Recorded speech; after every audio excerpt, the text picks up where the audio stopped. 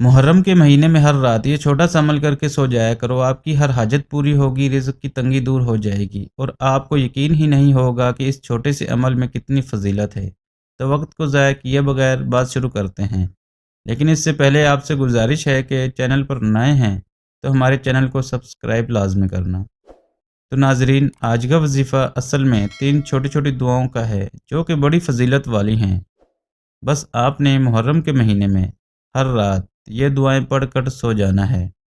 तो यकीन जानो कि आप इन दुआओं को जिस भी मकसद के लिए और जिस भी हाजत के लिए इन दुआओं को पढ़कर सोएंगे तो अल्लाह ताला इनको पूरा फरमा देगा। इन दुआओं का सबसे बड़ा फ़ायदा आपको ये होगा कि अल्लाह ताला आपके घर से हर तरह की बीमारी को, हर तरह की परेशानी को ख़त्म कर देगा। अगर आपकी औलाद नाफरमान है या फिर आप किसी कर्ज़े में मक़रूज़ हैं तो अल्लाह ताला आपके लिए बेहतर हल निकाल देगा। तो आपने ये दुआएं पढ़नी कैसे हैं, ये अमल करना कैसे है, गौर से सुन लें ताकि अमल करने में कोई परेशानी ना हो।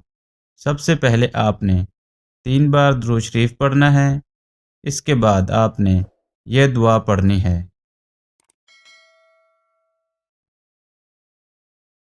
हस्बुनल्लाह व निअमल वकील। दोस्तों, ये दुआ बड़ी फ़जीलत वाली है। ये दुआ हज़रत इब्राहीम अलैहिस्सलाम ने उस वक्त पढ़ी थी जब उनको आग में डाला जा रहा था।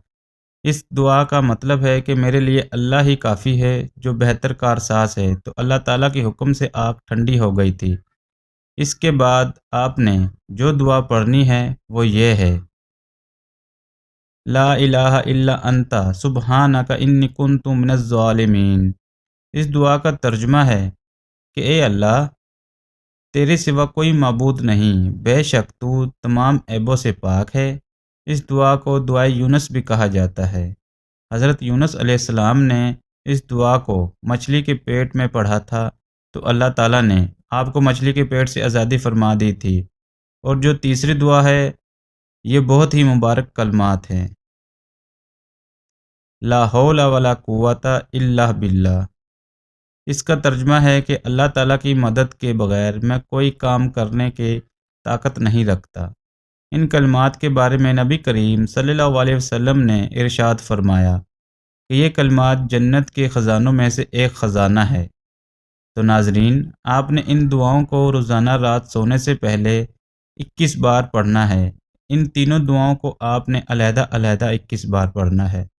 जब आप इन दुआओं को 21 बार पढ़ लें तो आखिर में 3 बार दुरूद शरीफ पढ़ना है और अल्लाह ताला से बड़ी आजिज़ी के साथ दुआ मांगनी है। तो आपकी दुआ फ़ौरन कबूल होगी, रद्द नहीं होगी। इस अमल को आपने मुहर्रम का पूरा महीना ऐसे ही करना है। नाजरीन, ये छोटा सा अमल बहुत ही ताकतवर है। अगर आप इसे मुहर्रम के महीने में करते हैं तो आपको यकीन ही नहीं होगा कि आपकी ज़िंदगी में सब ठीक हो जाएगा इंशाअल्लाह।